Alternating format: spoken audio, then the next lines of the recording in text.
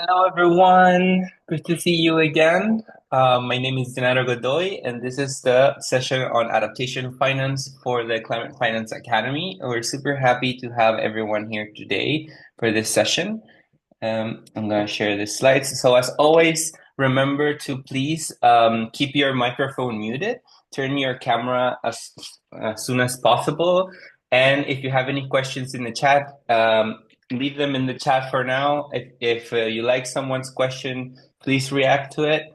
And remember to fill out the attendance form. We're gonna have a two segments session today. Um, and after each segment, we're going to have a Q&A. So we're very happy to get started. Um, so our first speaker is Lydia Dai. She is a youth advocate for a long time now. And we are very proud to have her here. She's a part of the technical team of the Race to Resilience of the high level champions. She has been a former contact point for the adaptation working group in Youngo, and she's a master's student at the ETH. So without further ado, I'm happy to introduce Lydia, and you can take the floor. Thank you so much, Jen. It's great to see everyone, and it's very a big honor for me to be here. So let me just share my slides. Can you see the screen and hear me all well? Yeah. Okay, perfect. So before I get started, just wanted to give a quick shout out to my professor at ETH Zurich, who was basically doing this lecture on adaptation, risk assessment, and economic evaluation. He could not be here today, unfortunately. So a lot of this knowledge came from his lecture. So I'm very grateful for it and happy to share these with you today. Um, so I'm pretty sure this is a graph a lot of us are very familiar with, so I won't go into much detail, but basically why adaptation is needed. A lot of these unmanaged risks with increasing global warming. So what we need to do is to avoid the unmanageable, manage the unavoidable, and of course, mitigation alone will not save our lives. And here's also just a quick definition of what is adaptation based on the UNFCCC description. So adjustments in ecological, social, or economic system in response to actual or expected climate stimuli and their effects. Then where does adaptation and economic development sit together? So together they form climate resilient development. And when we speak about economic development, it doesn't only consider economic terms, but it actually goes beyond just economic growth, but it includes cultural considerations as well. So while we're expanding our cities and building new infrastructure, how do we build in these cultural and green infrastructure to make them resilient and more sustainable at the same time? Um, and one very important term when we speak about evaluating adaptation in economic terms is risk. So you will hear this term a lot. So what exactly is risk is defined on the very well illustrated on this graph. Is it consists of hazards, vulnerability, and exposure. So hazard is itself sits more within the climate realm. So it considers the physical aspects of climate change, so natural variability, anthropogenic climate change. And then when we move on to exposure, it considers more economic development pathways and projections of future economic developments, how many areas and people will be exposed to the hazards. So it's more of a socioeconomic process. And then when we move on to vulnerability, we consider how much of these assets that are exposed to the physical risks are actually vulnerable to these impacts. So it also has a level of socioeconomic considerations.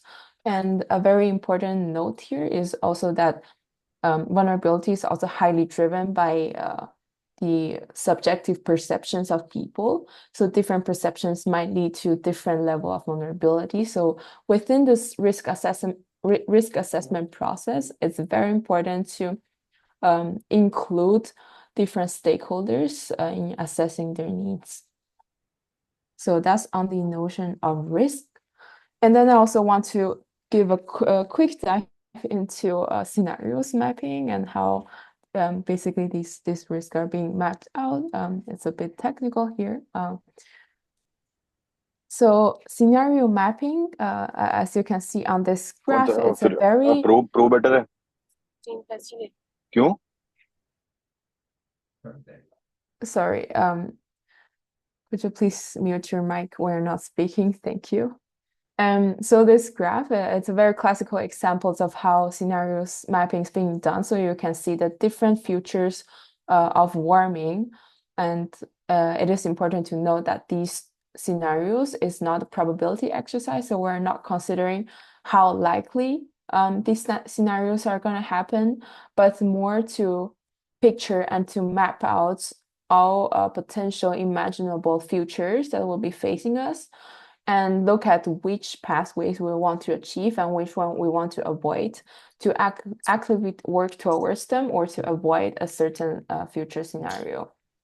And here, just a quick illustration of how risk is being mapped in this regard based on the physical future. So we have this vulnerability layer, then we have this exposure layer, that considers the urban areas and how much percentage of urban areas being exposed. And then we have the hazards layer considering basically what I've shown before, for instance, temperature, for instance, humidity changes, or really the physical aspects of risk. And all of these layered together will give you, in this specific example, the urban population level climate risk exposure.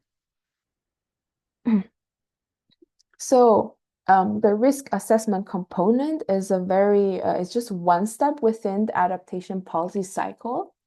And here is an illustration of how adaptation policies are usually being designed, implemented, and monitored.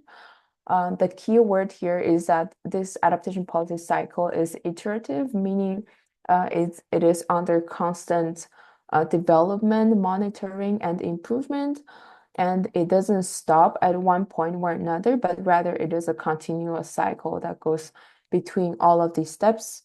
And important to know that many variations of this cycle exist. So sometimes you might see 4 steps, sometimes you might see, in this case, 6 steps.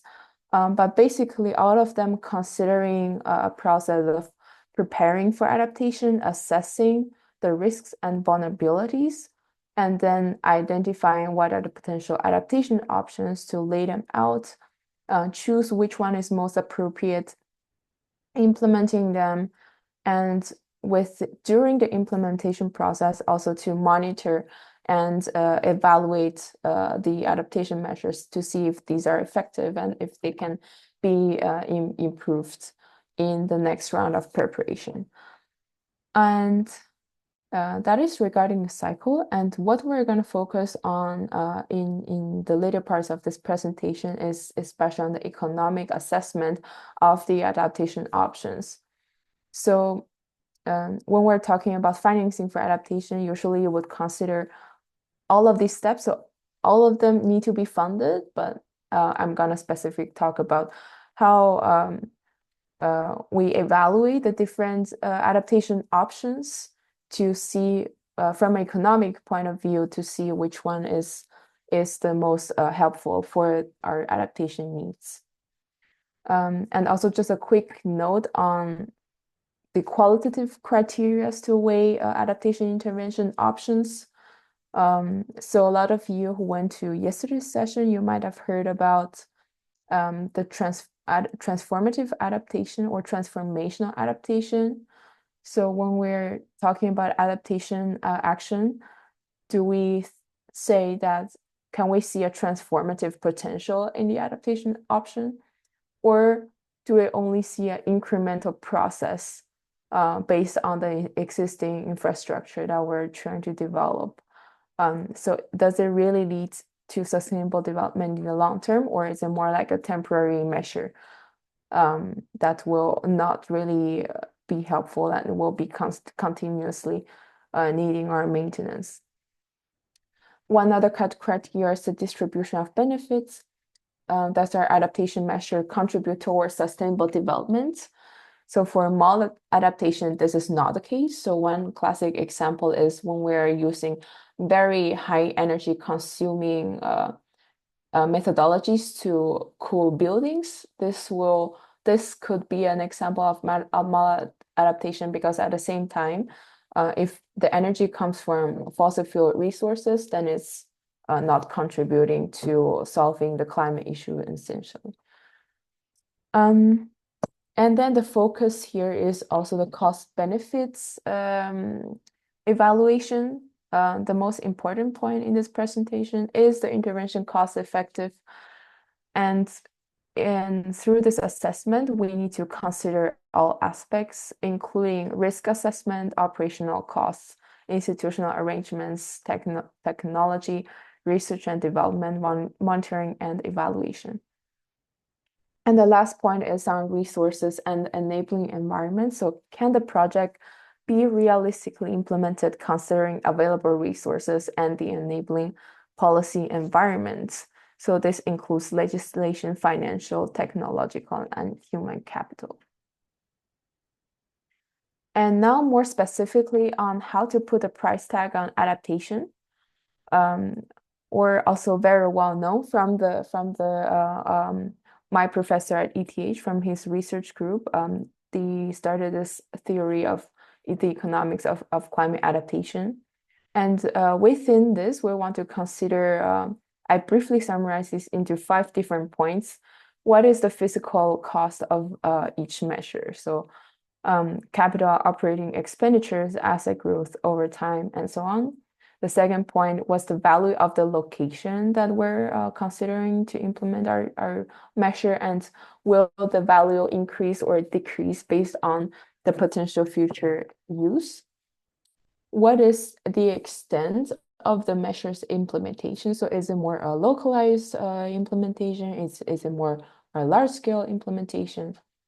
Then a more economic term, what is net present value of the cost of each measure, while considering an appropriate discount rate? So I will go into the notion of discount rate in a second.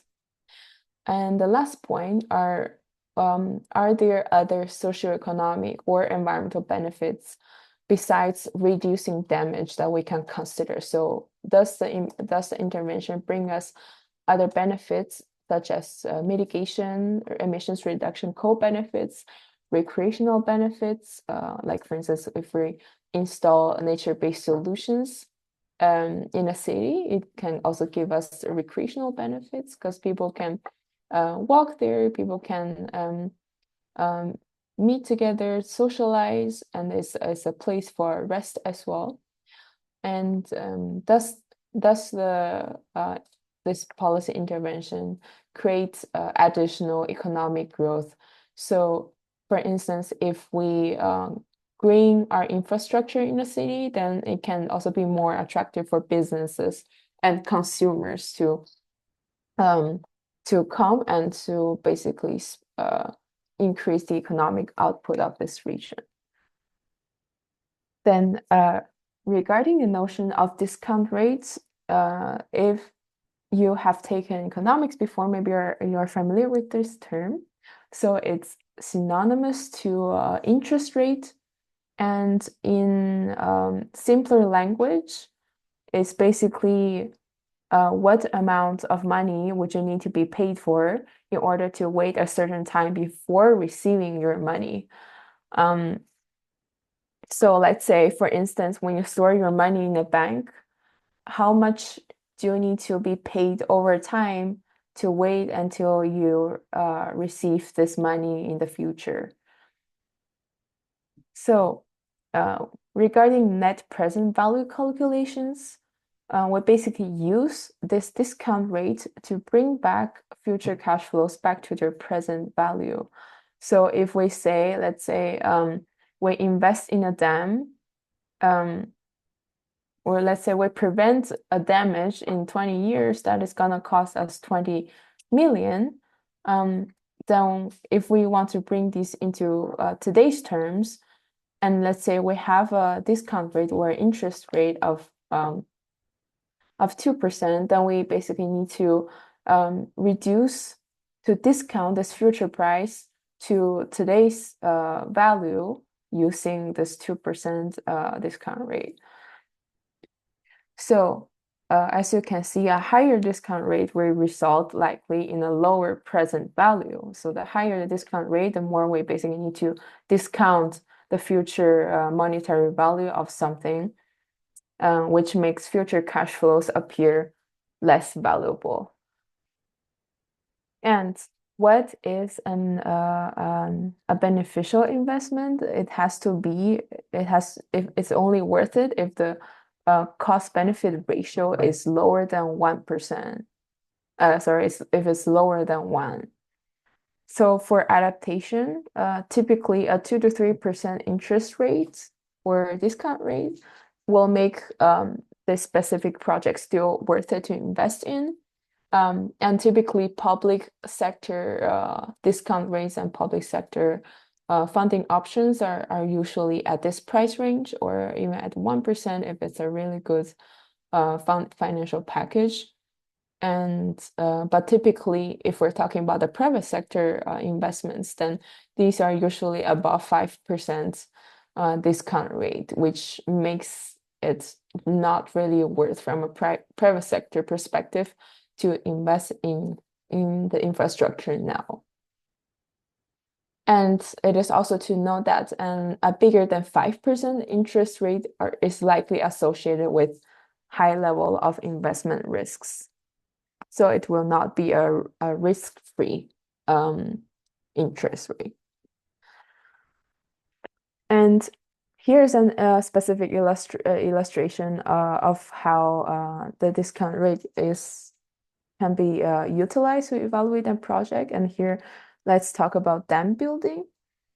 So as mentioned, imagine a climate-related damage of $20 million expected to happen by 2030, or is projected to happen through the risk assessment measures we were talking about before.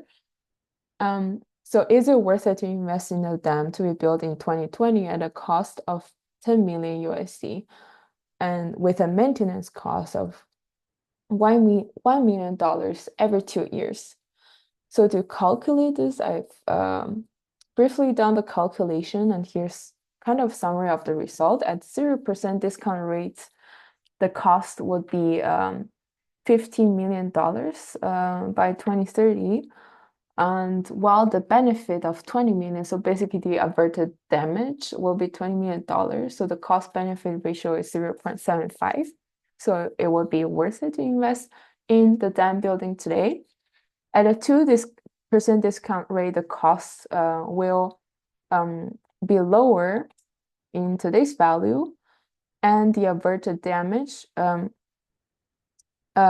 will be higher, will be substantially lower, which would be 16.41%. So the cost benefit ratio will, however, still stay under 1, so it's still worth to invest in today. At the 5% discount rate, however, the cost benefit ratio will exceed 1, so it will not be worth it to invest in the infrastructure today.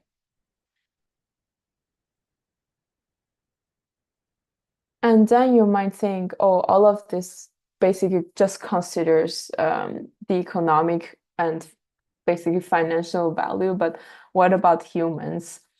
So this would be a very good point to mention as well. So when we are speaking about loss and damage, we'll also need to talk about non-economic losses. So of course, no price can justify the loss of human lives. It's kind of unethical to put the price tag. And hence the total monetary value of the benefits will always be incomplete. However, when we talk speaking to financial institutions, speaking to banks, and of course, it is always in their interest to evaluate things more in monetary value. That's why the notion of discount rate is so important. And I also want to mention that the costs typically for climate policy and climate investments typically begin immediately and they rise slowly over time or they don't change over time. So when we're looking at the $100 billion commitment, it stays the same. However, the benefit will typically start small but grow increasingly faster over time. And if we compound these two, the cost and the compounded benefits, then we'll see that the benefits will exceed the compounded costs over time. And when we're talking about climate policy, it doesn't usually make sense to look at climate investments from a 1 year time horizon, because climate change is very slow and very gradual. So it would make sense more from a 100-year perspective. That's why the intergenerational equity perspective is so important. And some of you, if you read climate economics literature before, there's a famous book called The Economics of Climate Change by Stern, who will go into this in much more detail, and I encourage you to have a look at it if you have the time to do so. And just very quickly on the nature of the costs and benefits of climate policy being illustrated here. As mentioned, the cost of inaction will always be bigger than the compounded cost of investments. So the sooner we start investing into climate action, the higher the benefits will be for us over time. Then a very important kind of graph that is being used in the economics of adaptation literature is also the adaptation cost curve. So if you're familiar with energy, it looks very similar to the marginal abatement curve. So you see here that on the vertical axis is the cost per unit of benefit ratio. So the amount of dollars you would, so the amount of benefit you would receive per amount of dollar you invested, depending on the different intervention methods. And on the horizontal axis is the loss averted. So measures below the dashed line are those measures that will be beneficial in economic terms. And here's a brief illustration with the specific an example with different measures that you can compare. And so in this case, relocation and flood adapt contents will be from an economic point valuable investment compared to stills or dikes which will be not or less cost efficient to invest in as an adaptation measure.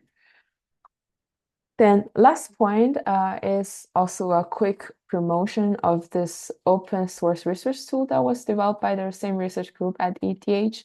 It's called Climata. And basically it's a model that uses different future scenarios to map out the 3 pillars of risk. So the hazard is exposure and vulnerability, and will give you an output in economic terms for you to compare different intervention methods. And it can also be used in finance ministries and development agencies to map out different adaptation policy measures and basically to help inform the decision of which one to choose to implement. So yeah, I'd encourage you to have a look at Climata, which I think is very, very helpful, especially if you want to go into adaptation finance on the practical side as well. So that was my last slide, and please feel free to get in touch with any questions or anything you want to know in this regard. And thank you very much. Happy to take any questions at the end of the segment. So I'll pass it back to you, Jen.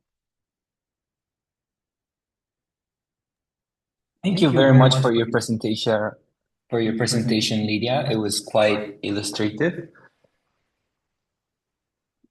So, okay, so now we are going to move to our second speaker. I can share my screen really fast. So our next speaker is Aoife Fleming. She's a policy advisor for the Coalition of Finance Minister for Climate Action. But she's also one of our other youth legacy members, campaigner for the World Youth for Climate Justice, and she has worked for the supervisory board member for Save the Children Netherlands and the Global Center for Adaptation. We are very happy to have you here, Aoife. If you can say hi so I can. Great. Hi, very nice to be with you. Thank you for having me and looking forward to discussing adaptation finance with you. Thank you very much. The floor is yours. Thank you. I'll see if I can share my screen.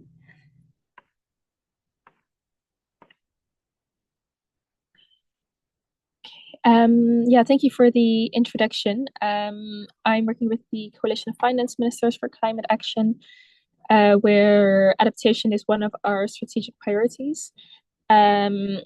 So I'd like to share a bit more about the work we do later with you on that, because the coalition brings together 94 ministries of finance from around the world.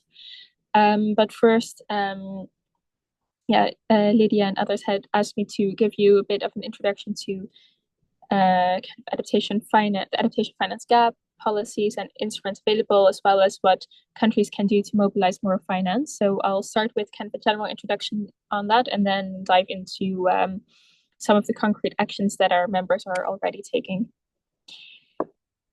So I think the most authoritative report in terms of the adaptation finance gap is the one produced yearly by the UN Environment Programme, called the Adaptation Gap Report. And I think, again, closer to COP this year, they'll bring out the 2024 report, but the numbers from last year show that there is the adaptation gap is estimated, the finance gap is estimated at around 194 to 366 billion US dollars per year for developing countries. And unfortunately, also the speed of mobilizing finance as well as implementing adaptation policies, etc., is slowing down. So I think that's a big concern for us all, and also I think a clear call to action for governments and as well as private sector and civil society to really take on this issue. So also happy to connect with you afterwards to hear what you're doing, how you're engaged with adaptation, and we need everybody. So very interested to also know what you're up to. So to give a breakdown of this adaptation finance gap, that's basically the difference between the costs and needs and the finance that's already mobilized. So developing countries are estimated to need around to have adaptation costs of 215 to 387 billion per year this decade, and expectation is that towards 2050 this will only grow. And that is in comparison to public finance flows to developing countries, which were estimated around 21 billion US dollars in 2021. And this is both for international as well as bilateral finance. So that leaves us with a gap of around 194 to 366 billion per year. This is I think there are different ways in which this adaptation finance gap can be closed. And at and around COP already different countries have already spoken about different ways to close the gap. Although I think there are no concrete plans yet to make sure that the gap goes down to zero. So I think definitely kind of a main takeaway, like a lot more work is needed. But to give some background information, at COP26, developed countries pledged to double adaptation finance to developing countries by 2025, which would total around 40 billion US dollars. And then 2 years later, at COP28, in the first global stocktake, countries recognized that adaptation financing needs to increase and that governments have a role to play in this. Both through public funding as well as setting the right signals and incentives for the private sector to scale up adaptation finance.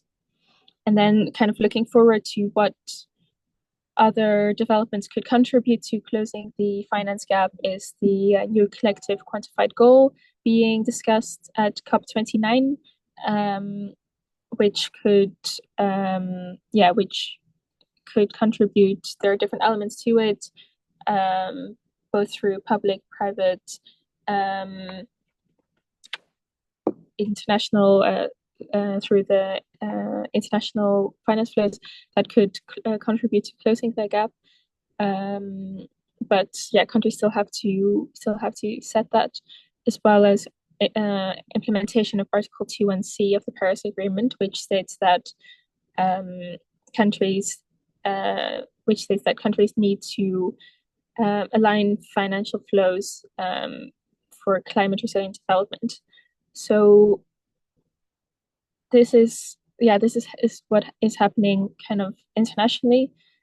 And then other aspects of the Paris Agreement, which is more kind of the instrument sides, and which is looking more towards what countries themselves can do on adaptation, is that countries have to submit nationally determined contributions, the voluntary domestic climate plans under the Paris Agreement, by February 2025.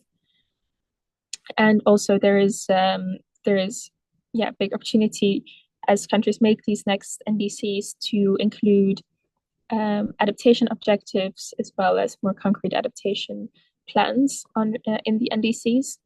And then there's also the national adaptation plans and adaptation communication set, in which countries have the opportunity to make more concrete plans and strategies for adaptation action. And by COP28, so last year, 51 countries had submitted an app to UNFCCC, and 62 countries had submitted an adaptation communication to UNFCCC.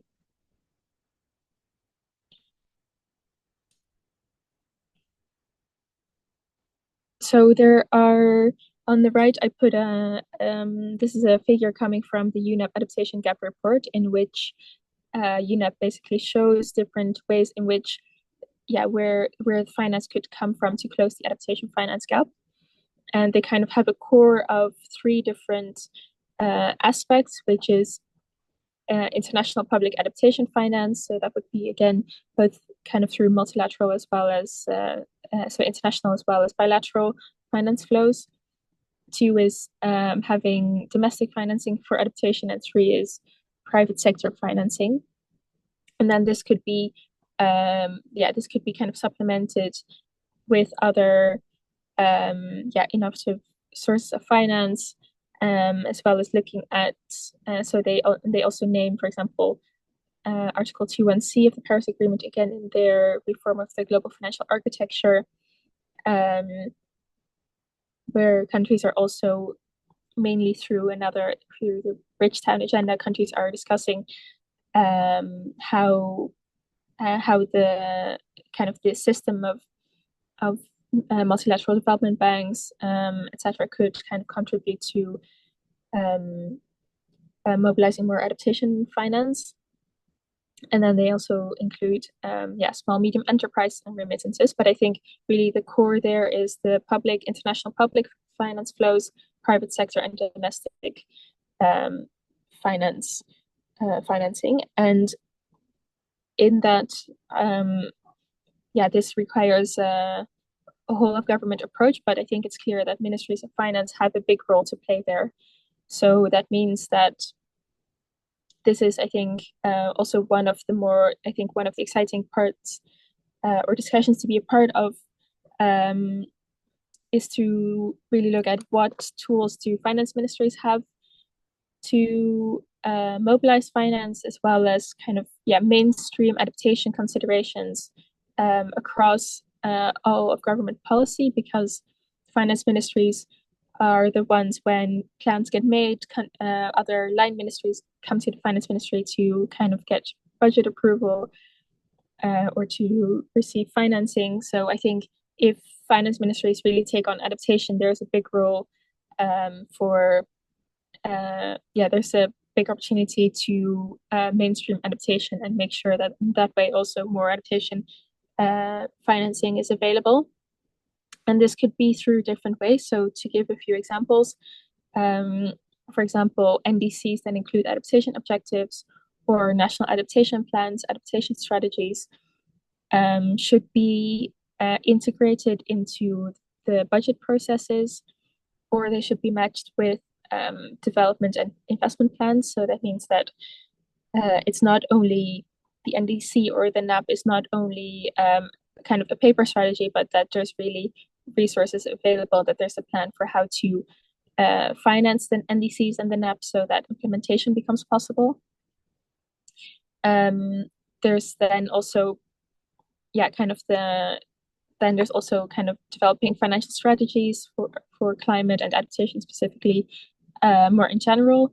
And this could also include, for example, different finance ministries are now setting up climate units to kind of help access international climate finance, whether that is through, for example, different funds like the Green Climate Fund, the Adaptation Fund, and other funds, or kind of through more bilateral engagement with other countries.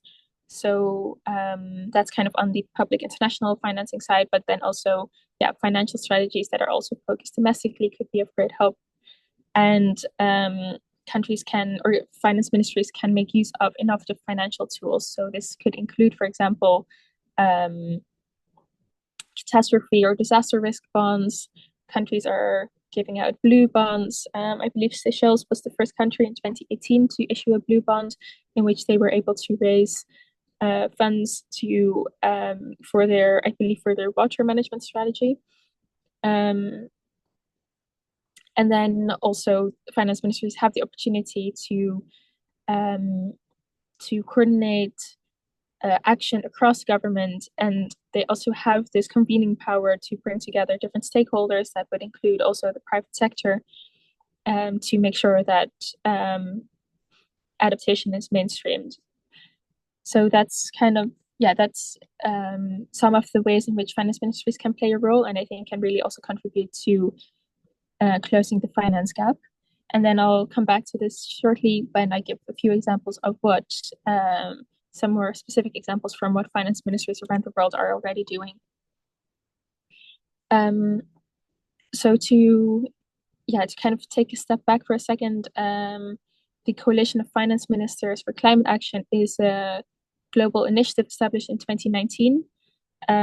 We now have 94 member countries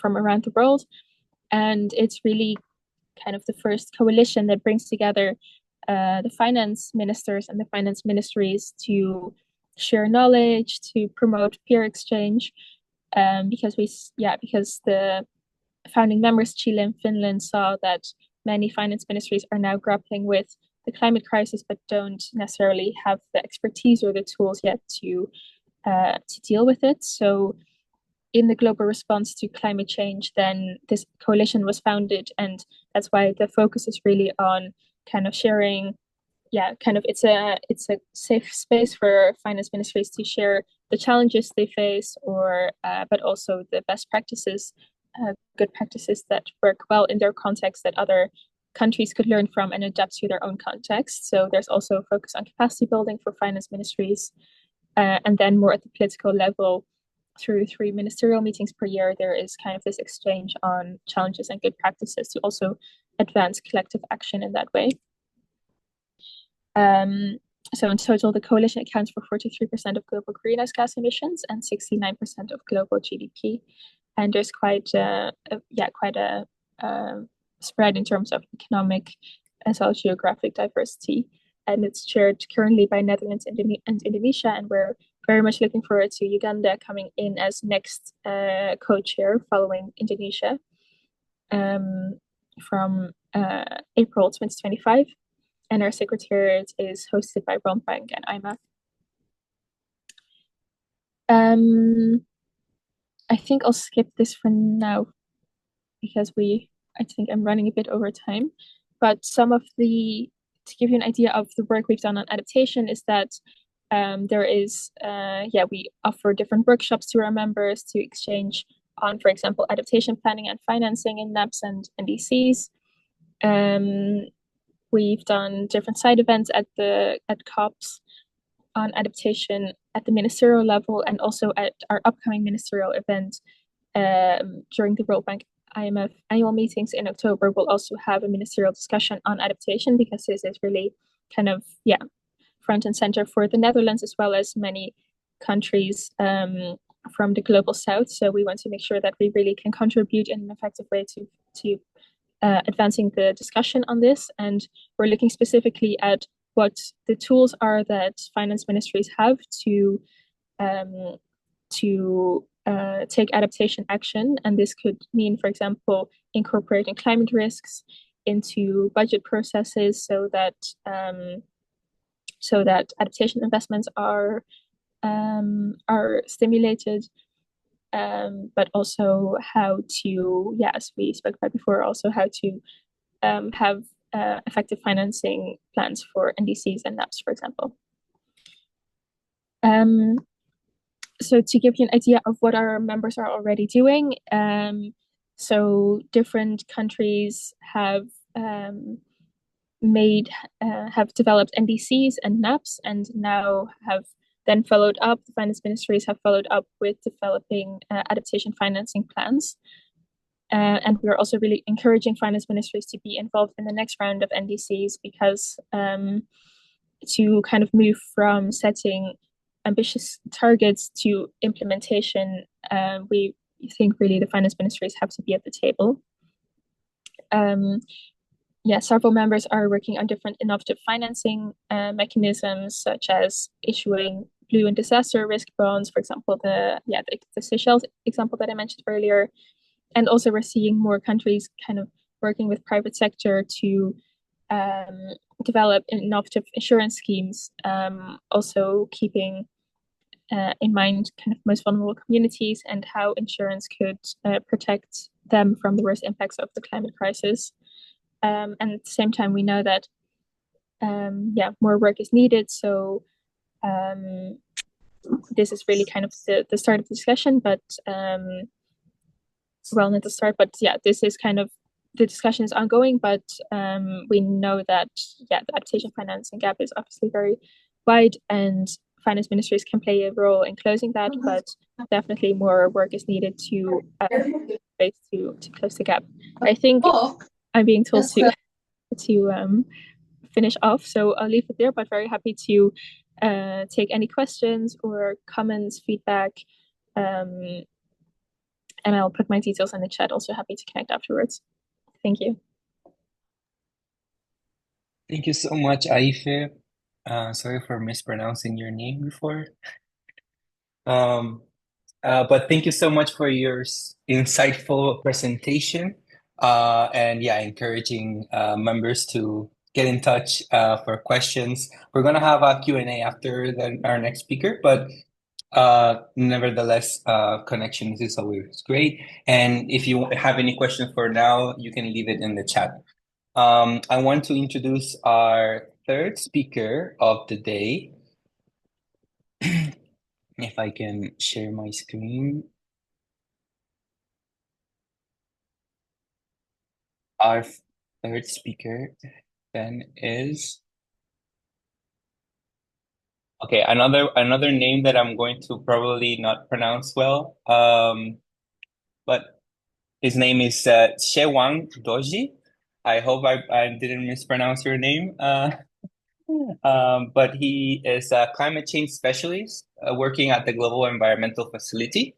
But previously he has worked as a consultant for carbon markets and innovation of the World Bank and as a policy analyst and negotiator for the least developed countries. So without further ado, Chiwang, the floor is yours, and thank you for being here with us. Thank you very much, again, and thank you for having us here at Global Environment Facilities here. And good time of the day to everyone. Yeah, in my previous version of career, I've done few things all over the place, and listening to presentation by Lydia and IFA, I think that actually, thank you actually for moving me a little bit up in front. But this actually does segue into what we do from the Jeff in trying to support those adaptation work in the developing countries. And what we do basically is, as wanted to build up from Lydia's presentations on this beautiful schematic on the risk management component of exposure and vulnerabilities. And that's basically what we do. We basically try to see how our interventions are supporting to address this and other societal climate risks, that people are facing on a daily basis. And we are also, we work as one of the financial mechanism under the UNFCCC. So that actually ties my presentation into IFA's presentation on the recent or the UNEP gap reports and what we are looking at in terms of the expected the financing gap for adaptation in the developing countries going as much as 18 times. So with that, I will present to you the GF's what Global Environmental Facility do in the area of climate change adaptations. Can you please go to the next one? So we manage two fund. One is called Least Developed Countries Fund, and other one is called Special Climate Change Fund. Jeff manages families of funds, but these two funds actually, addresses the adaptation challenges that countries are facing. As you can see, the LDCF, it's actually a subset of the countries in the developing countries that we work with, and Special Climate Change Fund that actually it's has a mandate to support larger developing countries.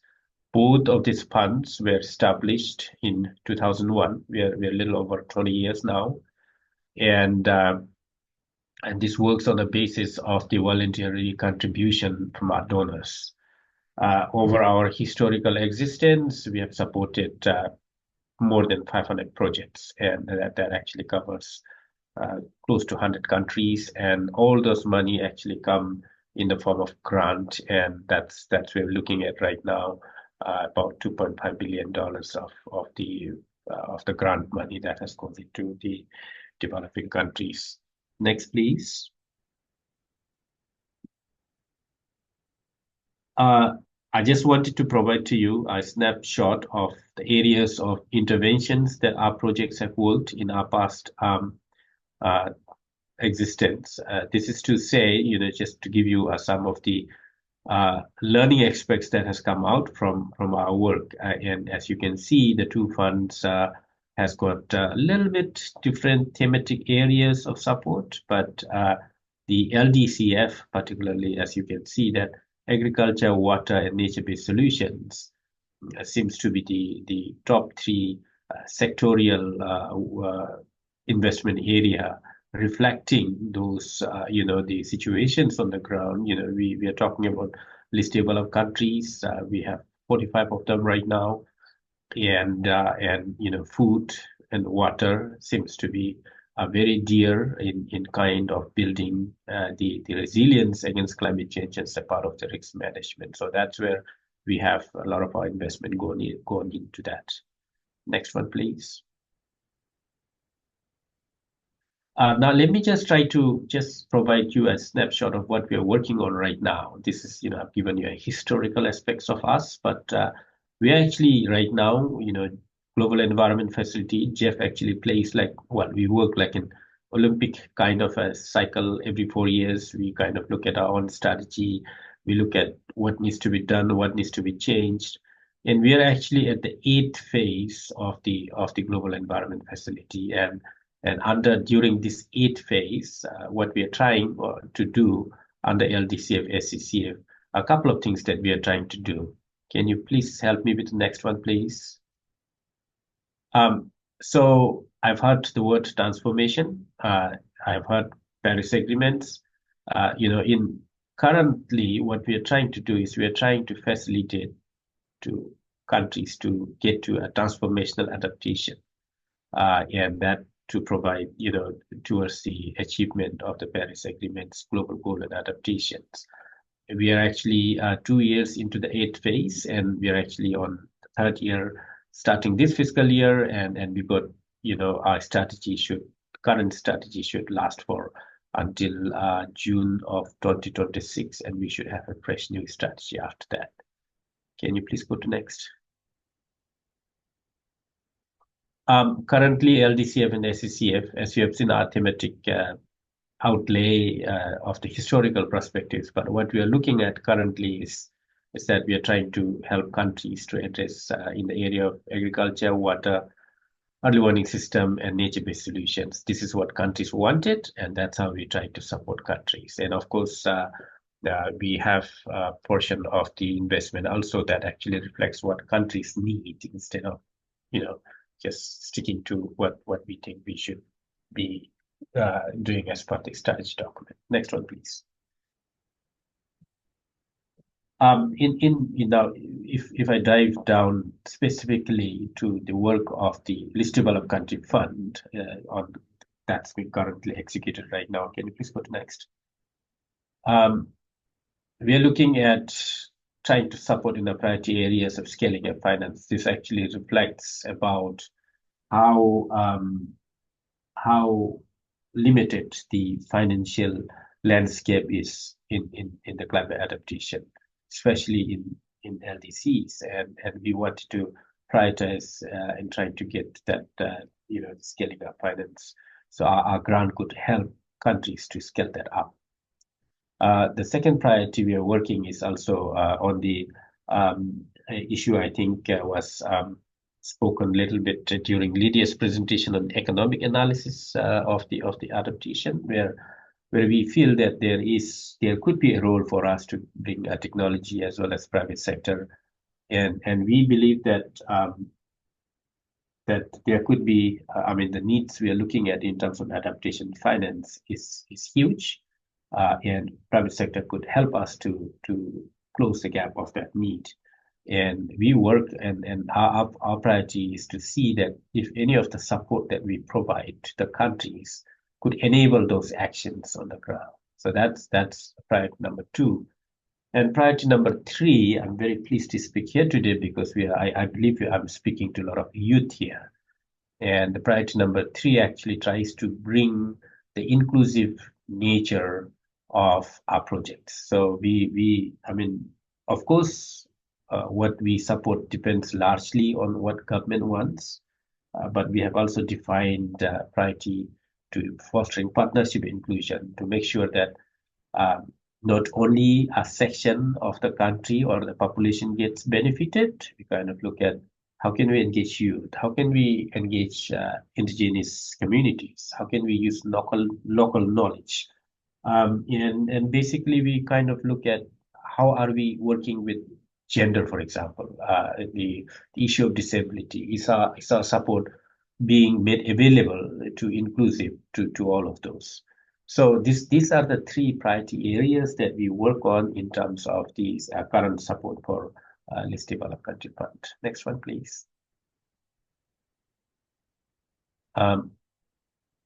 Can you go to the next one? I'll skip this at the bottom. The other one that we actually work on is the Special Climate Change Fund, as I've explained in the beginning. Next one, please.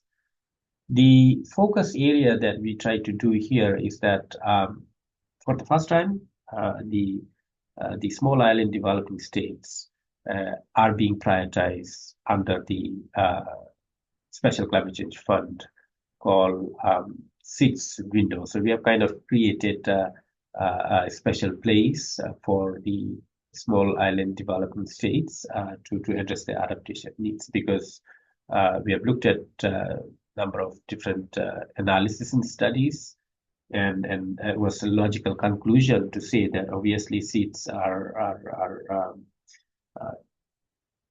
affected a lot by climate change, but the global support mechanism available to them were very limited. So this is in a very modest way trying to get to support them to get their adaptation action on the ground.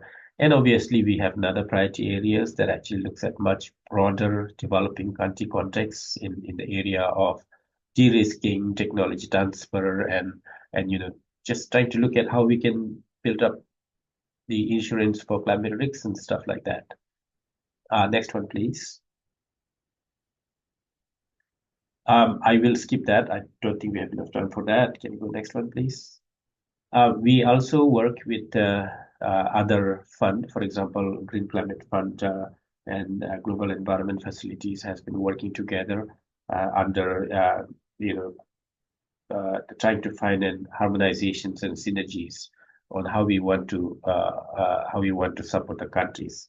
A concrete example is that in relation to the adaptation finance, we have come to an understanding that the readiness support available under Green Climate Fund, which is I think is $3 million per country, especially for LDCs, we have come to a conclusion with them that they will support the preparation of the NAPs, getting ready with the NAPs, and then we will pick up for implementation of the NAPs. But I mean, NAPs, we're looking at a larger everything under the adaptation, but we have limitations with finance, so we got to be realistic on how much support we provide. So we have been actually picking up this and helping LDCs, especially in trying to implement the adaptation project. Lydia also showed on the adaptation cycle, so we kind of fit on the area of currently we fit on the area of implementation side of the story, and GCF helps with the preparation of the larger readiness document. And obviously, if we go back, LDCF did support actually the creation of something I think people in LDCs would know, something called NAPA, National Adaptation Program of Action, that was actually purely supported by LDCF, and that actually fits into preparation work as well as risk analysis, and it ultimately ended up implementing those projects under the adaptation. And in a large way, I think that has inspired the rest of the developing countries to think about NAPs as a medium to long-term strategy, while NAPA, our work, has focused on immediate and urgent actions. We are also working with other climate funds. For example, there is a climate investment fund, there's adaptation fund. I believe they're going to speak in a while. So there's a lot of work going on in that area as well, trying to deliver our support in a coordinated and harmonized manner. Next, please. I'll skip that too, but this is the snapshot of kind of a project that we have supported in this fiscal year. That's it. And with that, I'm happy to take questions, but I won't be able to stay long on the call because I need to run to another engagement. Yeah, thank you so much, Dorji. Noting that you have to go quick to another call. Just a quick question for you. You mentioned that there was the youth engagement on projects, but I wonder if you give some lights on when should we come to the DEF or to the national unit or the Ministry of Finance or whatever to get engaged on this kind of projects? Is there like standard process, or is it different for every fund? So thank you very much. So this is something that we are working with. I can tell you from the support that we provide under Least Developed Country Fund, the Special Climate Change Fund.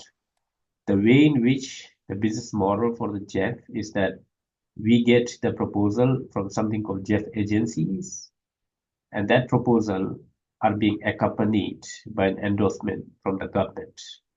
What I meant in the government is there usually a Ministry of Finance. We like to have Ministry of Finance, but usually it's being managed by Ministry of Environment. In the preparation process, what we encourage the ministry, relevant ministry that is mandated to manage the JEF activities in the country, we tell them to, based on the scope of the project, we ask them to have these thorough consultations being done. And there's a number of policies being put out by JEF in terms of engaging stakeholder, gender, and there are guidelines being put in place.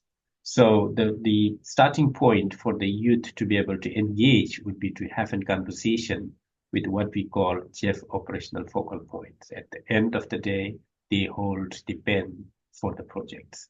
So I think when it comes to us, we capture those information in the results framework.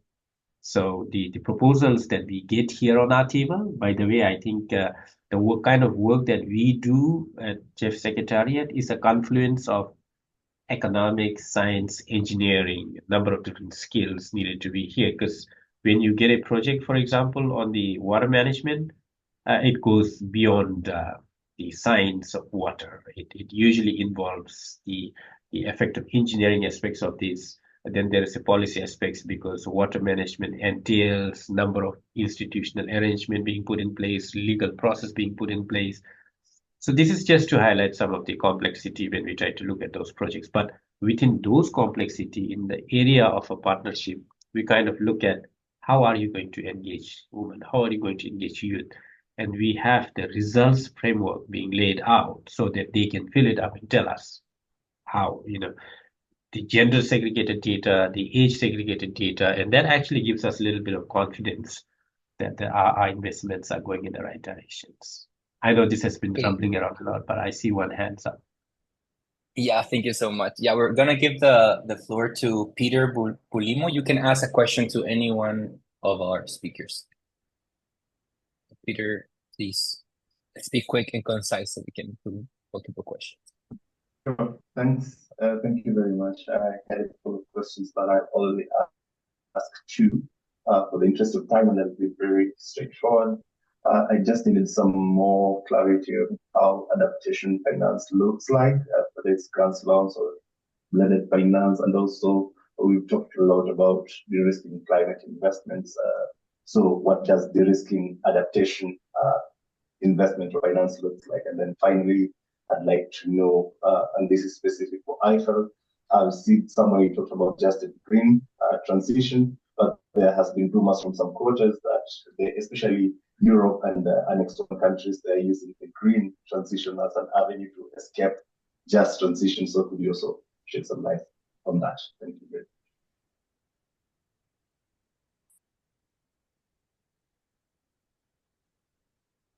Okay, thanks. Does anyone wants to answer? I think our next speakers were also going to touch on those aspects of the risking and different ways. But if anyone has any thoughts right now on.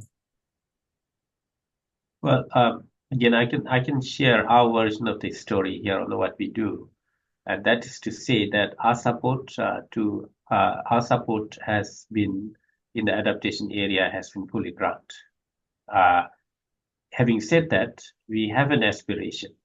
Our aspiration is that we have made all this cutting edge investment in the area of some of these areas that are actually very risky for any private sector to come in and make investment. So we do grant, but we look at also from the perspectives of how to de-risk those investments. So that's what we do. And I think I didn't have enough time to present what we did under something called challenge program. That's a new program that we have administered under the LDCF and SECF. What we did there was basically we called for a proposal on innovation, challenging, risky ideas from number of entrepreneurs around the globe. And this has been going on this has been actually one of the very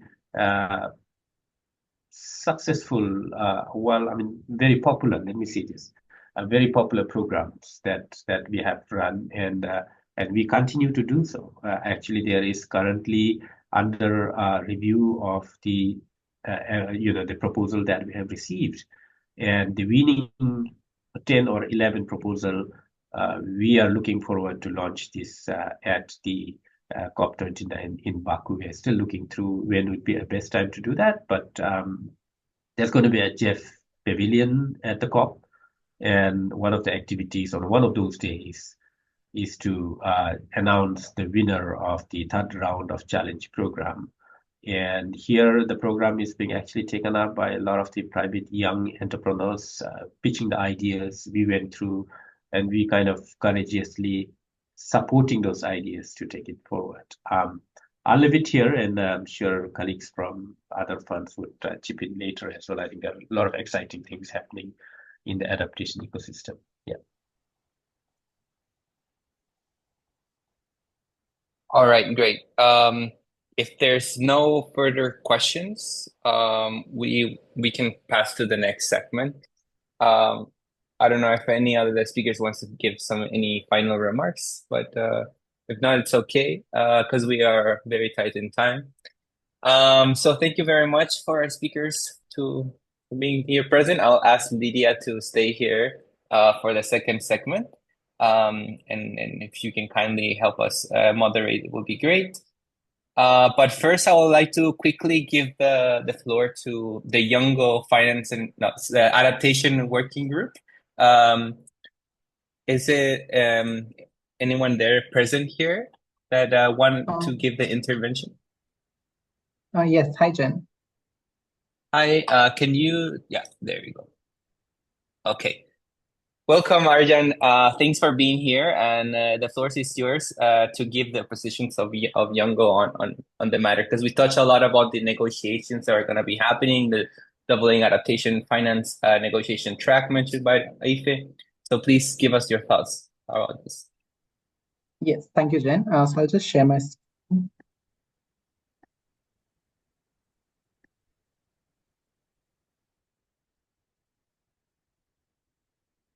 I hope I'm visible. Correct. Right.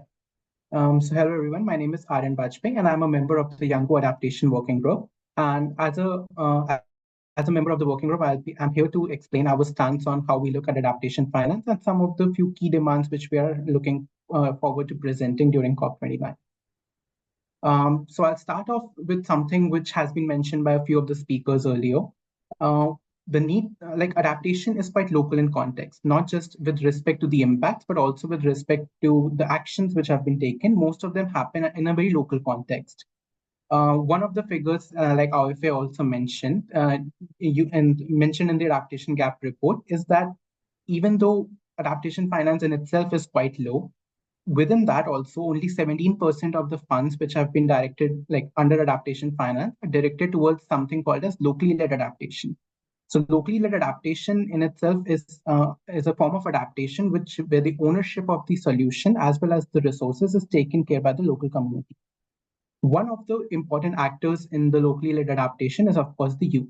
And as the previous presentation by Jeff also highlighted, like some of the delivery mechanisms or like adaptation like finance, how it can be delivered to the youth includes supporting startups, social enterprises, innovative solutions like microfinance loans, enabling blended finance.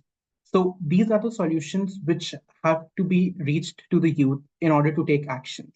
So one of the demands which we are highlighting as a whole from Youngo Adaptation Working Group is that parties must identify pathways to scale finance for locally led adaptation and focus on mechanisms such as enhanced direct access, ownerships to provide ownership to the youth to help them enable adaptation action on the ground.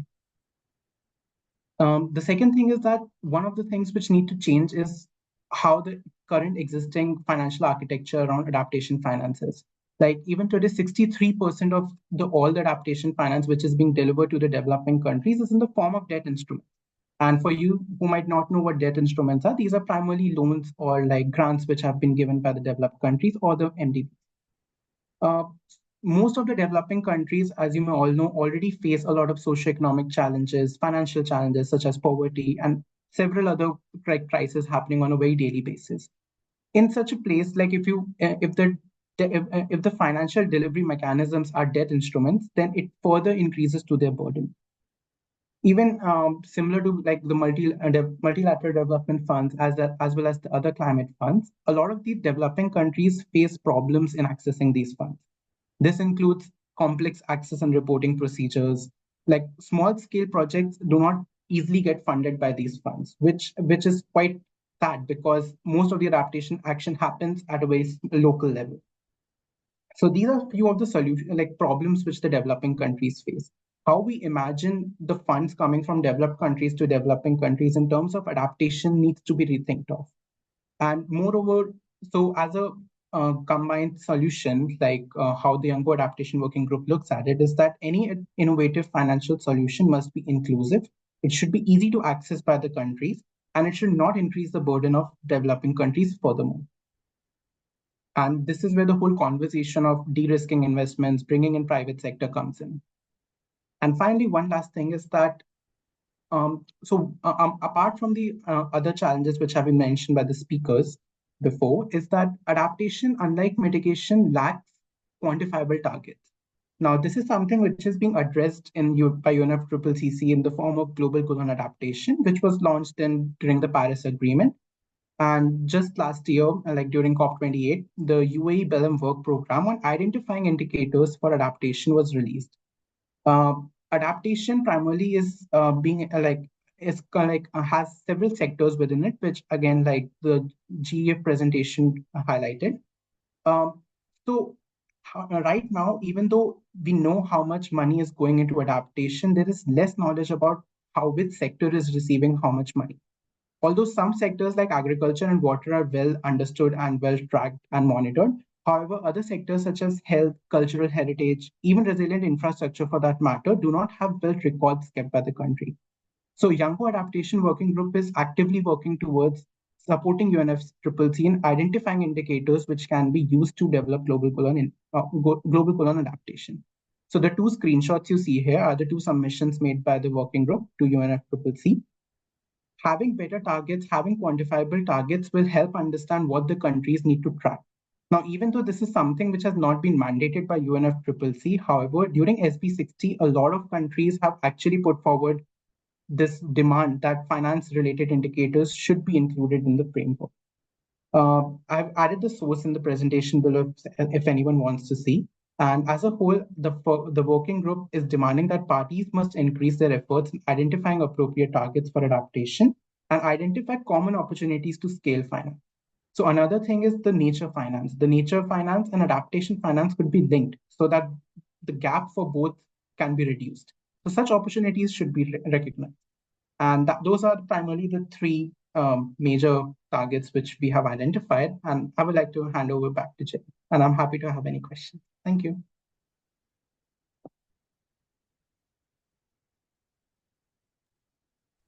Thank you so much, Arian. So I will take over the moderation for this segment.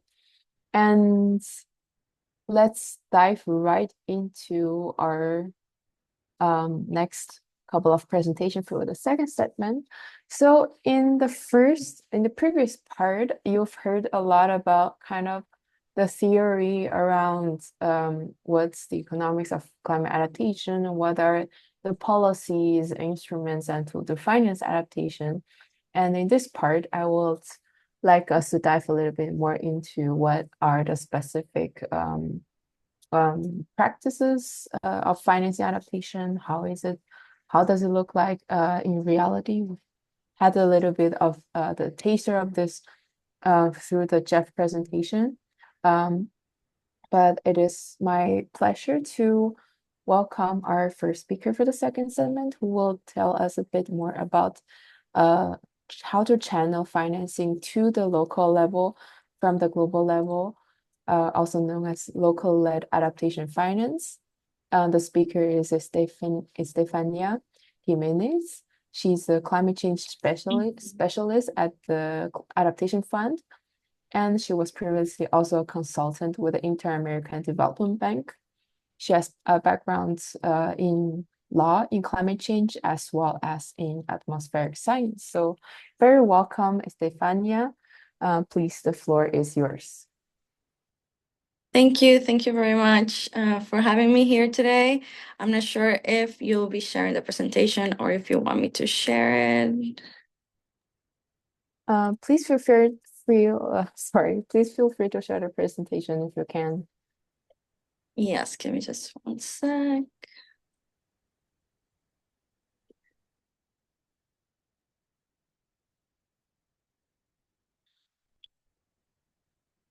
Seems like I'm having a bit of trouble here. Sorry.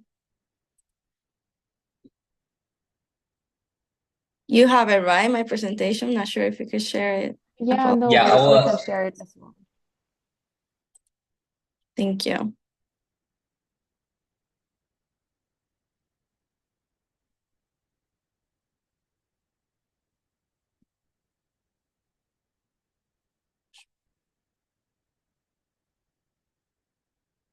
Here it is. Perfect. Thank you so much. So, yes, I'm gonna talk to you a little bit of what we do in the Adaptation Fund when it comes to locally led adaptation. But I'll first going to give you a bit of an overview of what we do in general here at the Adaptation Fund. Next, please.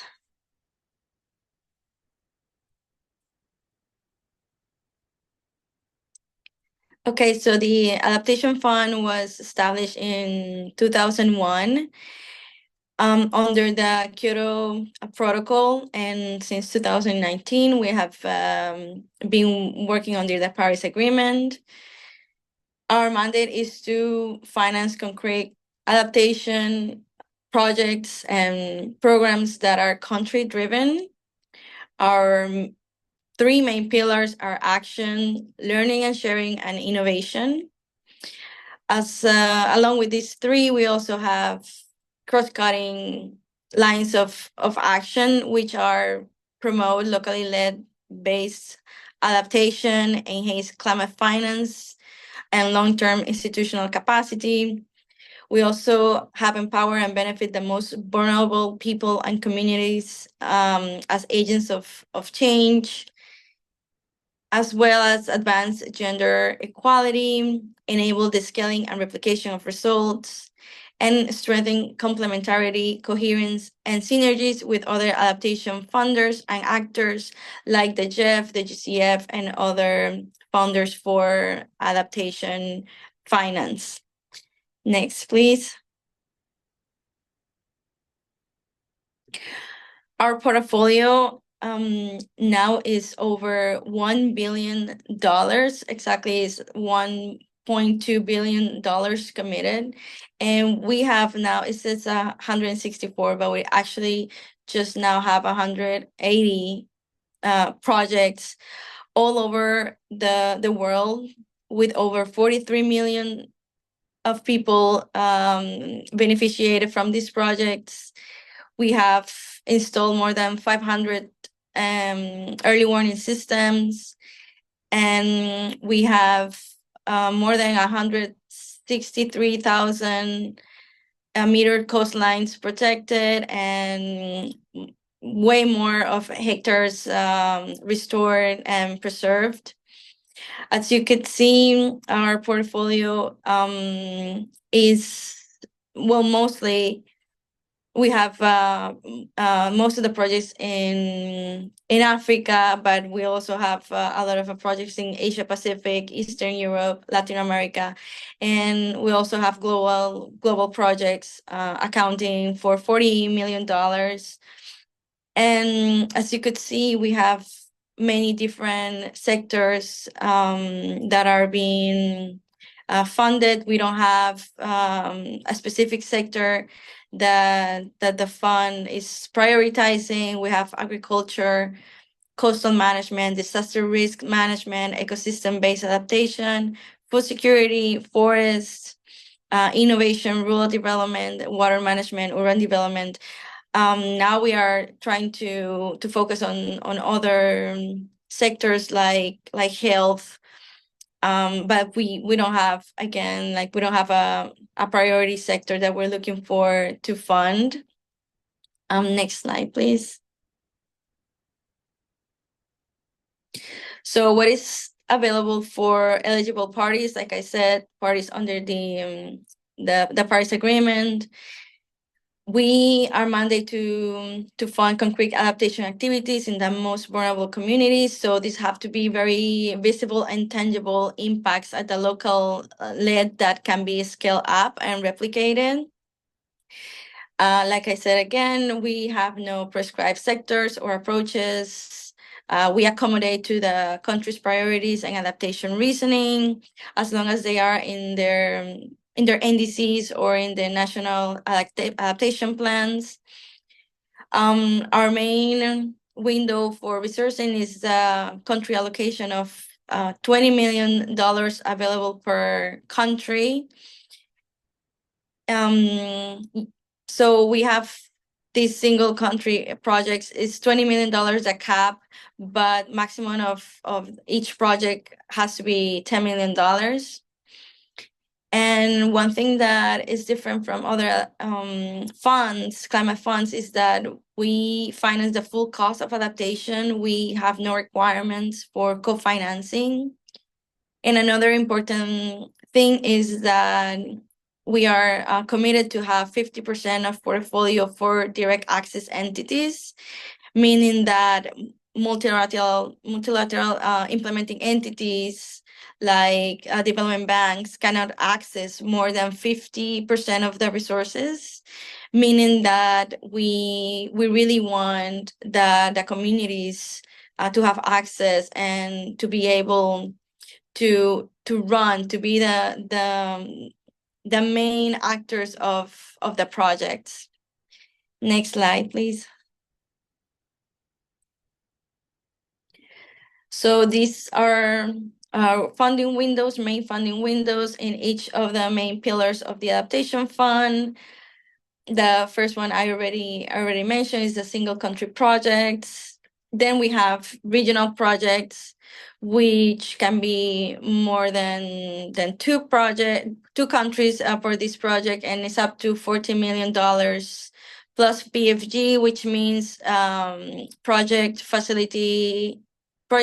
formulation grants, which are grants that we give to the entity so they can prepare a funding proposal. And then we have locally led adaptation. The maximum of these projects are $5 million plus the PFGs. And in the innovation pillar, we have small grants up to 250K. Also small grants up to 250K through the AFSIA, which I have here the partners. So this is partners that can channel funds to entities that are not accredited to the adaptation fund. So this probably is something that I should have mentioned before. In order to access the funds of the adaptation fund, you have to be accredited. You have to be an entity that is accredited. And also we have large grants in this innovation pillar up to $5 million. And finally, in the learning and sharing pillar, we have learning grants up to 500K. What these acronyms mean, the NIE is the National Implementing Entities, the RIEs is the regional implementing entities, and the MIEs is multilateral implementing entities. So this means that you can see who can access which funding window in this slide. But I'm gonna I'm gonna now go specifically to the locally led adaptation funding windows. Next, please. So more than 130 entities around the world came to the conclusion of these 8 principles for locally led adaptation. I'm sure that you've heard about them, but we are guided by these 8 principles when it comes to locally led adaptation. The first principle is devolving decision making to the lowest appropriate level, meaning the local actors. Second is addressing structural inequalities faced by women, youth, disabled people, indigenous people. The third one is providing patient and predictable funding that can be accessed more easily. We're working on this, since we know that these processes can be very bureaucratic. The fourth one is investing in local capacities to leave an institutional legacy. The fifth is build a robust understanding and climate risk and uncertainty, since this is a challenge that we've seen with local actors, is that sometimes they don't fully understand the risk of climate change. And the principle 6 is flexible programming and learning, since with these adaptation projects, it is important to be flexible, since we are learning as we go. And then the 7 is ensuring transparency and accountability. And the final principle is collaborative action and investment. Next, please.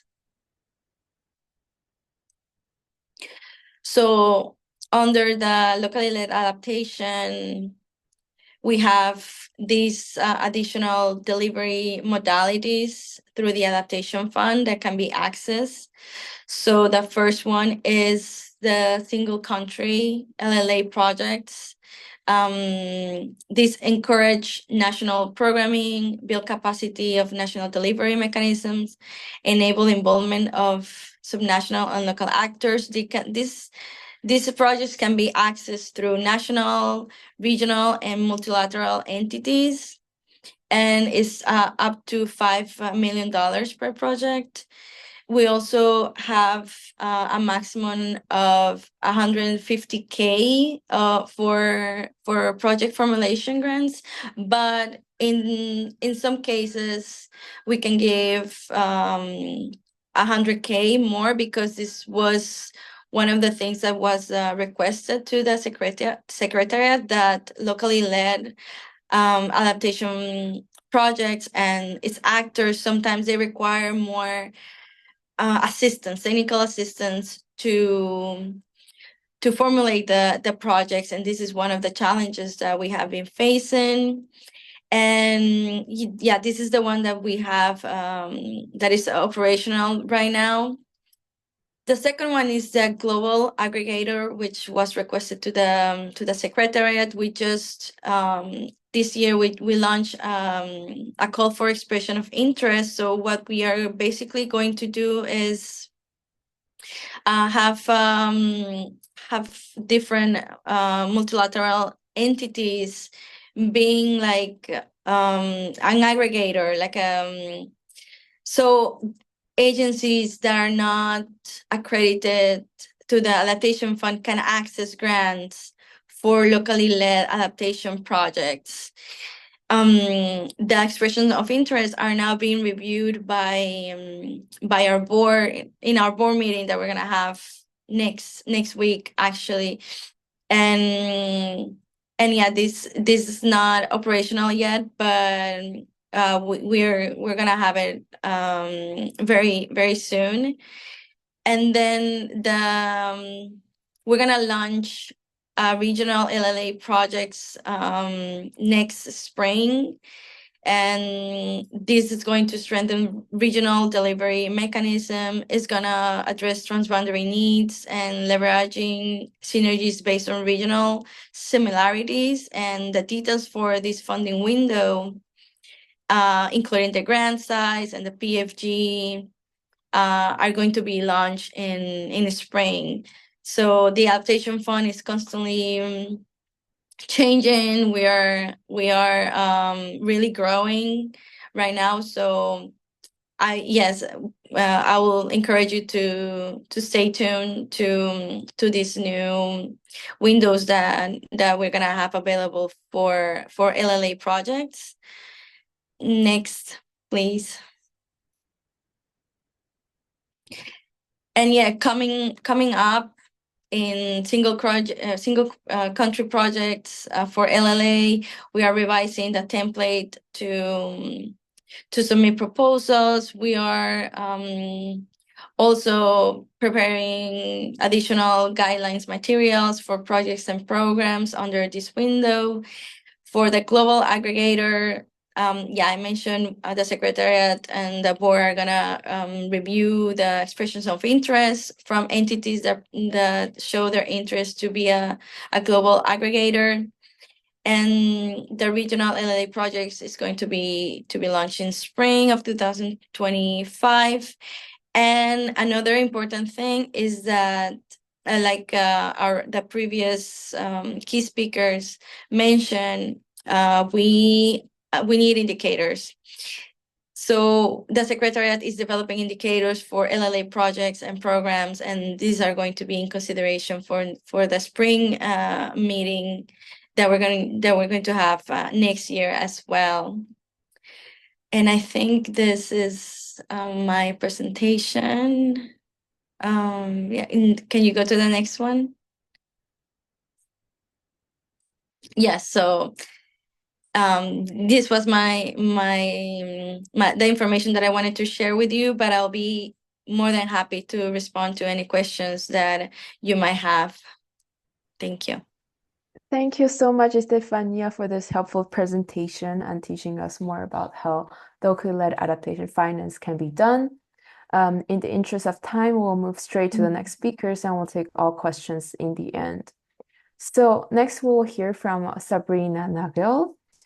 Sabrina advances work on global financial policy and private sector mobilization. She's the senior advisor for global policy and finance for the Adaptation Policy and Finance pillar of the Atlantic Council's Climate Resilience Center. Adaptation and Resilience Finance lead of the Climate Change High-Level Champions. She also plays a pivotal role in developing the Scale for Resilience initiative and the Women Resilience Finance Mentorship Program. So Sabrina will tell us more about how private adaptation finance is being conducted and how it can be mobilized. So whenever you are ready, Sabrina, the floor is yours. Thank you so much, Lydia, and I'm honored to be able to share some of my knowledge, the fraction of my knowledge that I have. I think there should be a similar format where we could learn more from youth. Oh, thank you for putting up the slide. So I'm going to tell you a little bit about private finance for adaptation and resilience. If you have follow-up questions, you can always get in touch with me. Next slide, please.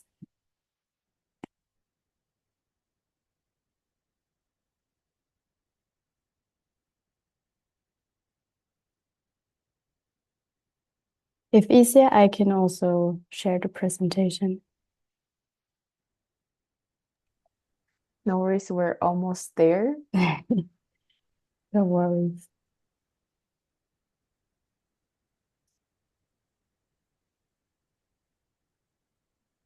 No, we do. Thank you. Next slide, please.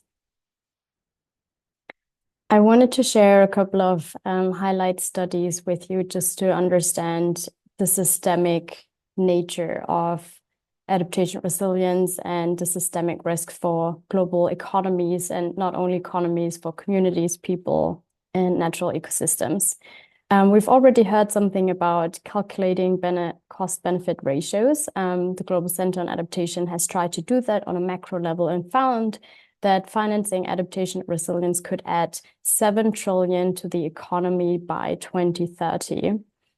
We also know from BCG that has been really focusing on adaptation resilience lately that regenerative agriculture and water efficiency technologies, among other adaptation solutions, can create cost-benefit ratios from 2:1 to 15:1. And one number really struck me, which is that without adaptation, 3.2 to 5.1 of the world GDP could be wiped out by climate hazards. That basically means a repetition of the COVID-19 pandemic that cost us, I think, 3.8% of global GDP in 2020. So just keep that in mind when we speak about financing adaptation resilience and how urgent it actually is. Next slide, please. What is the gap? We've heard about the gap already. So 63 billion US dollars of tracked adaptation resilience finance flows in 21 and 22 went towards adaptation resilience, and only 1.5 billion US dollars came from the private sector. That's underwhelming, but we will take a closer look into these 1.5 billion, how they were, what the issues are with tracking and what solutions actually look like that fall under this tracking.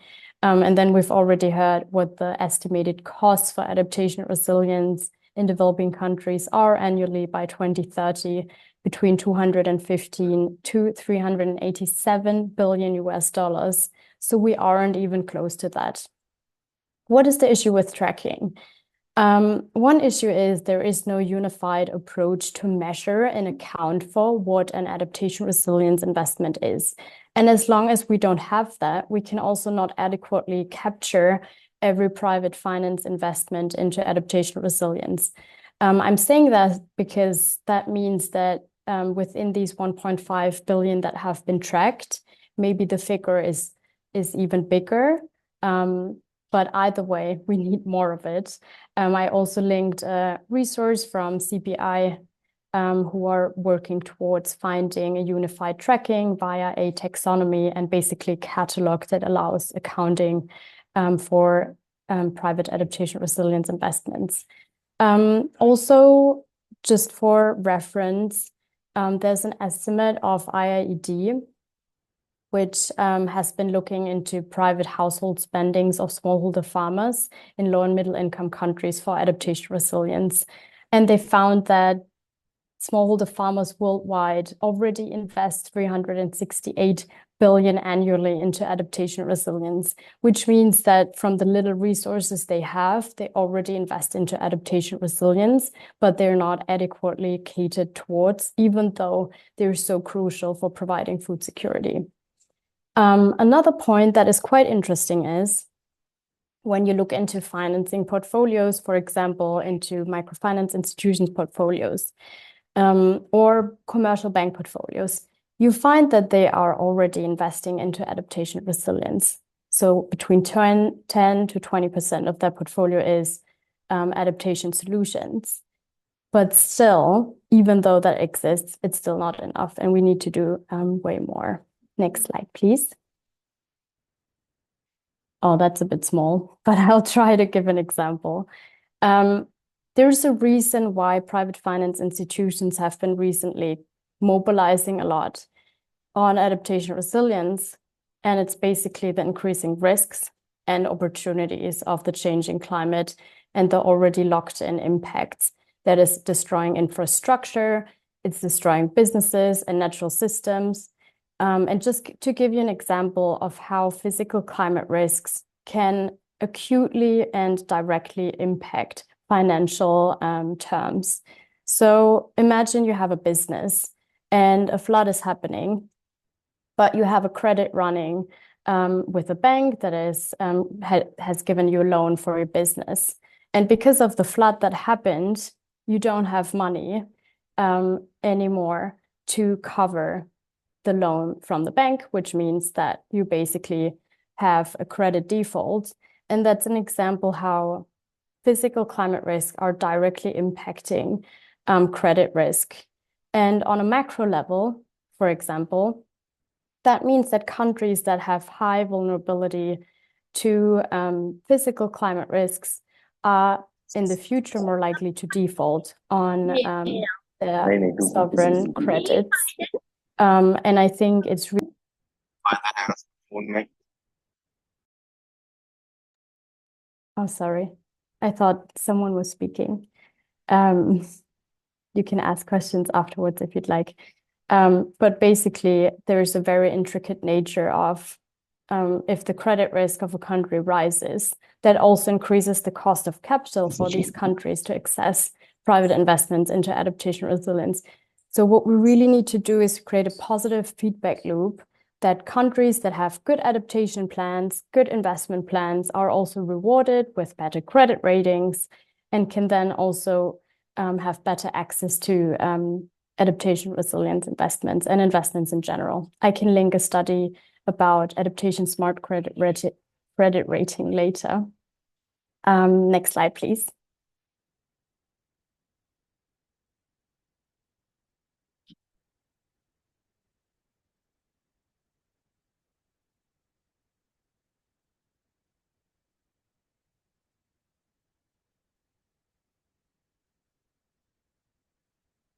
There is a lot. Yeah, thank you. This slide. There is a lot happening in the space, and the examples that I mentioned here aren't even covering what private finance solutions for adaptation resilience all cover. So they range from physical climate risks analytics. So insurance companies have immense capabilities to do that. Then development of metrics, which is happening in private financial institutions. By the way, especially private financial institutions in developing countries are pretty advanced because they are facing risks that need to be addressed. Whereas sometimes I'm quite critical with the developed country financial institutions that are still like, oh, we don't have the data. We don't really know how to start acting on investing into adaptation resilience. But I think there are so many things that we can already start doing, not in the future, but right now on investing into adaptation resilience. Some of the examples here are quite interesting. So blended finance had already been mentioned by, I think it was you, Lydia. So blended finance instruments basically combine catalytic capital and private investments. And in my opinion, blended finance instruments for adaptation resilience, not only my opinion, a lot of other experts say that, blended finance instruments need to increase in volume and size and diversity, which means we need a much higher figure of concessional finance. That's why the new collective quantified goal is so important, because we needed to provide low interest investments into financial instruments that decrease the cost of capital for country and make it more attractive for private investors to invest into adaptation resilience. There are two different examples. One I will show a bit more in detail later. One is the Craft Fund from the Lightsmith Group. If you're not following the Lightsmith Group yet on LinkedIn, you should do that. They're leading, and they're also saying about investing into adaptation resilience is an unavoidable opportunity. And I think the same. So they're investing into companies that provide adaptation resilient solutions like water purification solutions and early growth companies. So they invest equity, the company can grow and access commercial capital afterwards. And the Quali Fund by GABA Capital, also focusing on developing country investments, especially for smallholder farmers. What we're also seeing in insurance space, so insurance has an immense potential for adaptation resilience because it's the institution in our society that basically tries to consume risk. Well, we have to pay for it, but that's the deal. One thing that is interesting to look into is parametric insurance solutions, which are triggered with a pre-agreed threshold. So my organization, the Atlantic Council Climate Resilience Center, has focused on such a solution where women market workers in India receive an equivalent of their day salary if it's becoming too hot. So they can stay at home and receive from the insurance company the equivalent of their salary for the day. And these kind of solutions are growing, concepts are growing. So there's also thinking of Howden Insurance Company on how to insure small island development states. And the idea is that, for example, public finance institutions or philanthropic organization cover for the insurance premium. The insurance premium is basically what you need to pay to get the insurance. Then I also linked a couple of examples from advisory services of insurance companies. They do have an inherent interest to support their clients so they don't need the insurance coverage, which means that they basically give advice on the vulnerability of a company to physical climate risk. So, for example, if there's a company that runs a hydropower station, how vulnerable is it to droughts? What does that mean in financial terms if a drought actually hits? By the way, I think that's a great example how intertwined mitigation and adaptation are. Then there is a really interesting project, and it's also the company I worked for before. Yapu Solutions is a fintech provider, and they have worked with a microfinance institution called Espoir in Ecuador to develop a dedicated resilience loan for smallholder farmers, which means that smallholder farmers can access better credit conditions if they implement an adaptation and resilience solution, and because they're also more resilient to climate change with an adaptation solution, they get better credit rates. So that's how it ideally works. Next slide, please. The Quali Fund from Gava Capital is one example I listed, which is investing debt and equity into financial institutions, but also into SMEs that provide adaptation solutions for smallholder farmers. And I think I'm over time, but this is the structure of the blended finance solution, which is giving a first loss tranche that is basically creating a buffer. So if the fund doesn't perform well, the investments of the private investors are protected up to 50 million of losses in the specific structure. And that what you can see here is that this public finance buffer can create a catalytic effect to raise private capital. So with some share of the public investments, you can leverage private investments by much more. And why is that important? Because we know we don't have enough public investments to cover the needs for adaptation and resilience. Next slide, please. What do these solutions need for scale? We've had a lot of that already, but we need governments to work on private sector pathways. We need emerging and developing markets to have much more support and capacity building support for private sector engagement.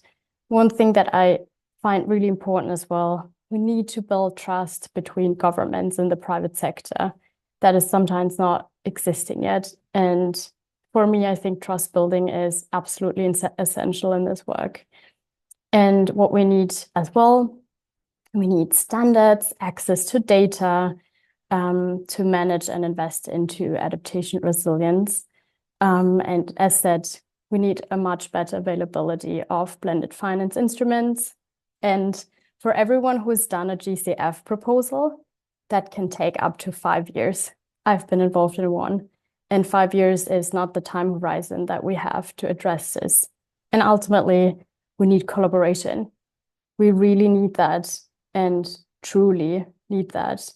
And I think that's why adaptation resilience is so challenging, because it doesn't work without collaboration. We've been able to afford that in other areas, but now is the time to work together. The next slides are basically showing what we've been trying to do, which is bringing together private finance institutions, the biggest in the world, governments, public finance institutions, and to really create a common understanding of what the areas are that we need to advance. And let's hope that this leads into a global alliance for private sector investments for adaptation resilience. But you will hear more if you follow us on LinkedIn. With that, I will stop. I spoke enough. You want to ask questions. If you want to learn more on the website, you can scan the QR code. And thank you for listening to me. I don't take that for granted. And thank you.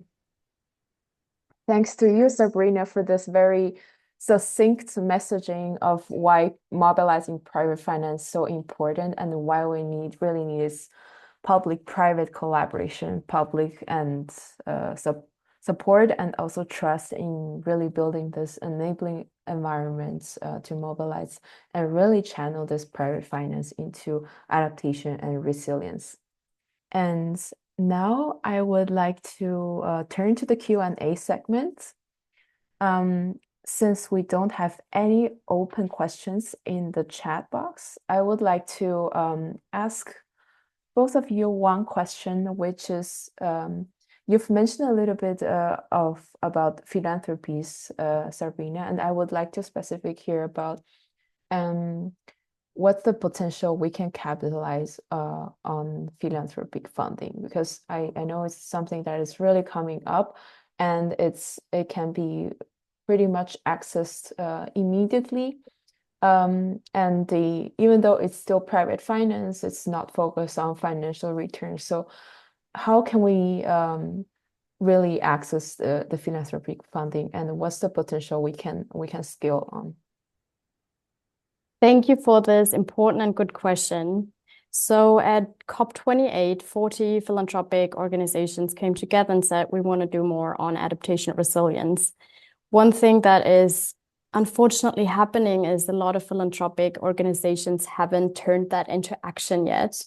And what can philanthropy do? I mean, a lot of philanthropic organizations are not used to be investors, so it's really difficult for them to engage in blended finance instruments. But I would say that some are interested in doing that.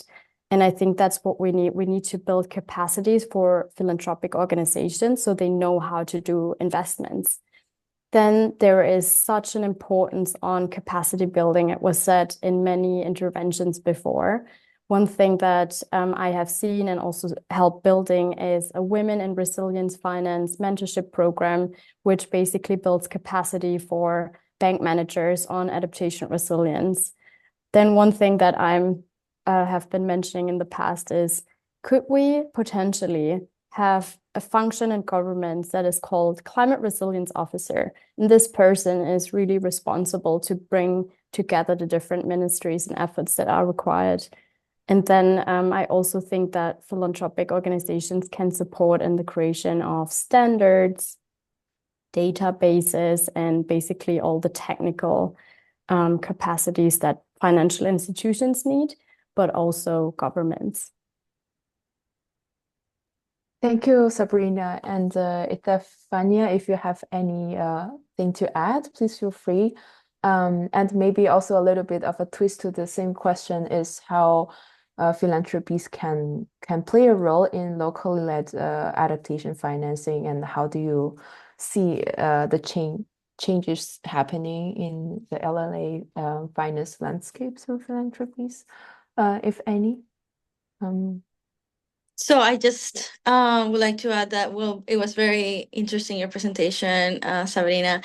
But on the philanthropies and NLA is definitely something that is going to have more relevance, especially now that financial institutions are promoting more locally led adaptation projects and programs. Definitely there is a space for philanthropies, and the use of their knowledge is without a doubt something that local actors can definitely take advantage of. So yeah, that would be my 2 cents.